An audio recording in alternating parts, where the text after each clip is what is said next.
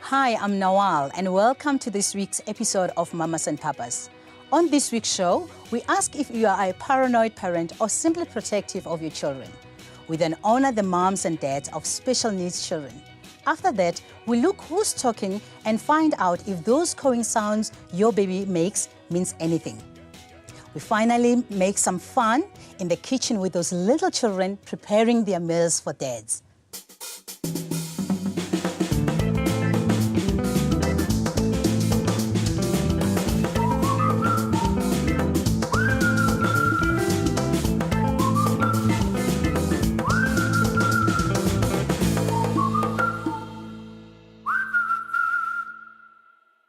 If you are unable to leave your child under someone else's supervision or constantly worrying that your child is in danger, are you simply being protective or have you crossed the line?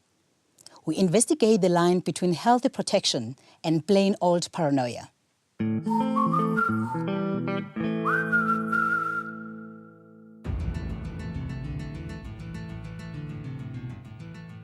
Children that are overprotected don't really have confidence, because confidence comes to children that are independent, that want to explore, that take responsibility, that take challenges. Overprotected children aren't really allowed to take challenges. Mothers are too scared something might happen to their kid, feel too responsible for their kid, and don't allow the kid to handle problems that they should be handling.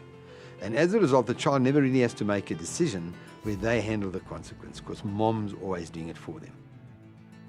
Children that are overprotective definitely lose self-confidence because they feel like they can never do anything on their own. And often you see parents running after their children when they're learning to walk and, with a cushion so that they don't fall on their bums. It's absolutely fine for children to do that. They're going to get up and walk. We all survived. And, I think if we all survived, it's a very good chance that your child's going to survive as well.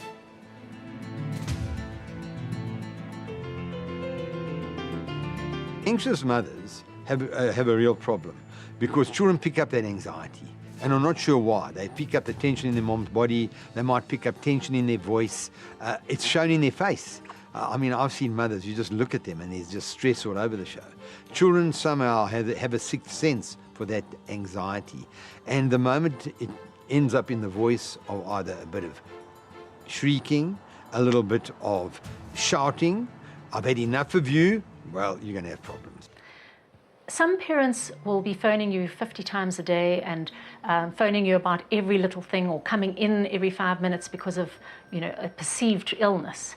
And I think a lot of the time that really gives us the indication that this parent is being completely obsessive about this child. If their tummy hasn't worked or if they haven't eaten a meal, you get phoned. And I always tell parents that children won't become malnourished in a home where there is food. So they needn't worry if a child just misses one meal.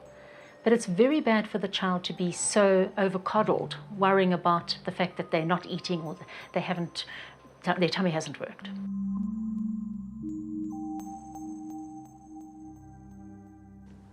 It depends what the problem is. A lot of parents are taking kids to doctors and assessments on the school's recommendation. And immediately that provokes anxiety, because the parents are not being told what do they do as a parent in that situation. So they're unsure, what do I do if my kid's not well or it's got ADD or whatever? But again, a lot of kids complain, a lot of kids have tummy aches at certain times. You've got to look at patterns. If every evening they've got a tummy ache, tummy aches mean you've got to just stay in bed. You can't watch TV. And that way you'll know if your kid's sick. It'll vomit, etc. You can take a temperature. If the temperature doesn't go down, you take the child to the doctor. I think it's important that if your child is sick, to take them to the doctor when they've got a temperature or when they're very listless or when they go off their food. And I think those are the 3 warning signs that you can then tell if your child really is sick. If they've got a little sniffle, they're probably going to get over it and you really don't need to take them to the doctor.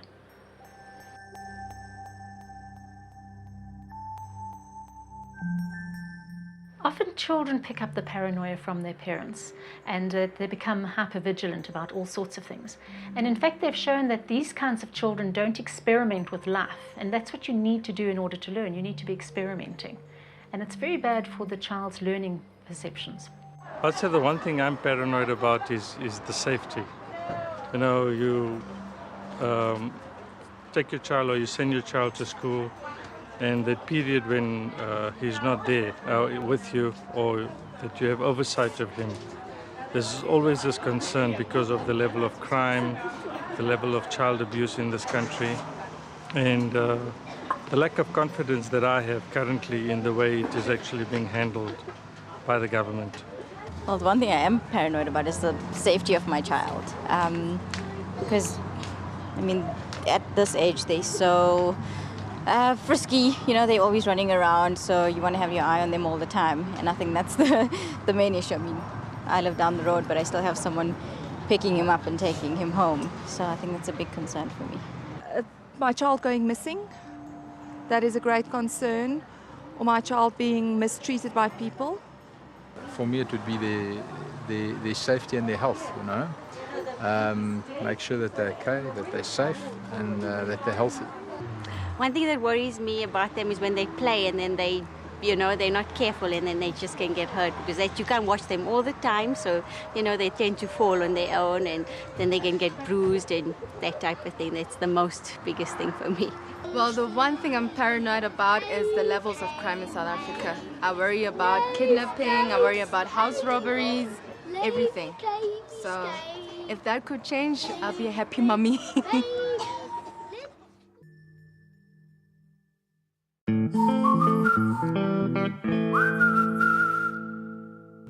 To be a winner on Mamas and Papas, all you have to do, follow the instructions on the bottom of your screen.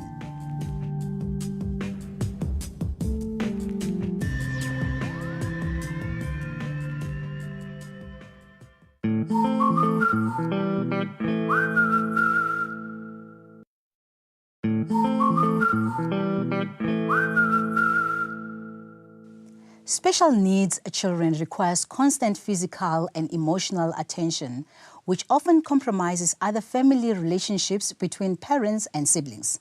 So today we ask how to achieve the balance both emotionally and physically without neglecting the needs of anyone in the family. I think every parent goes through different emotions. For us as parents, after Gabriel was diagnosed with brain damage, we went through stages of mourning. So you need to mourn the loss of the child you thought you were having.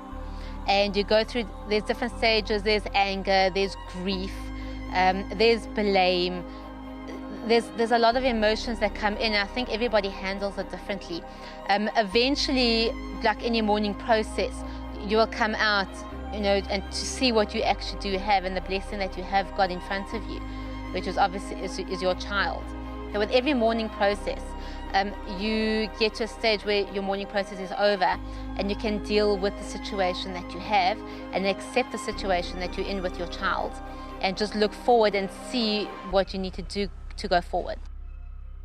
Welcome to the special parents of children with special needs. And welcome to the special dad who is living with disability. Welcome, Papi. Thank you, Noah. What happened to you? I was disabled. I was hit with an axe about in 1999, and thereby resulting in my disability. Oh, that's quite sad. And you the dad now? Yeah. You continued with your studies? Yeah. Tell me, how involved are you in the communities? I'm highly involved. I'm the deputy chairperson of the DPSA, the Disabled People South Africa. It's a human rights organization that represents the interests of persons with disabilities. Yeah. Yeah. And I'm also involved in quite a number of things. I did my master's through Wits University. Wonderful. I worked there previously for 5 years. Then I resigned. I am on my own now. I do everything and everything. Do you see yourself as a disabled person or person living with disability? How do you associate yourself with your peer, with the general community? We don't see ourselves as people living with disabilities. We are people with disabilities. Yes. Though I don't say that I'm not disabled. I am disabled, and actually it's a matter of fact. But then I believe that I can participate in society in whatever way that I wish, only if we do away with the stereotypes. Yes. That people with disabilities are third degree as citizens in this country. We all have rights.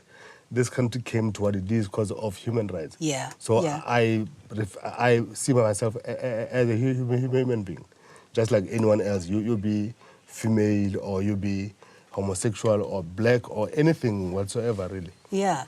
So do you have family? You've got a child now, and you're happy? Yes, indeed. I have a daughter. How old is she? She's 2.5. Yes. I have a wife. Yes. Wonderful.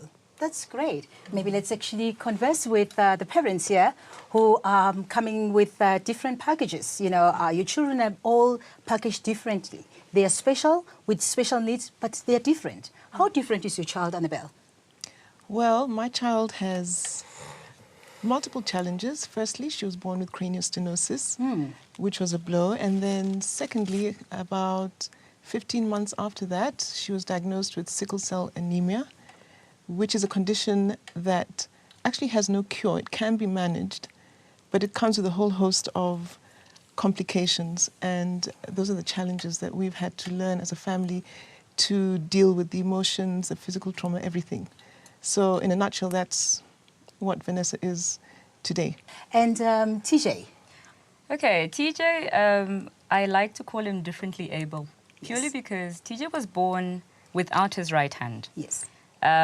Everybody makes an assumption that he's in pain or he had an accident. I even had somebody asking me if we were from Rwanda, because then maybe his hand was cut off or something. So you deal with all sorts of questions. But he's completely able to cope. Yeah. He is 4 now, and he is in normal school. He does normal things any child does. He rides his bike. He has not let it stand in his way, because I think as parents it's important we don't let it stand in the way. Yes. We guide how our children feel and think, and we need to teach them to be proud of who they are. Yes.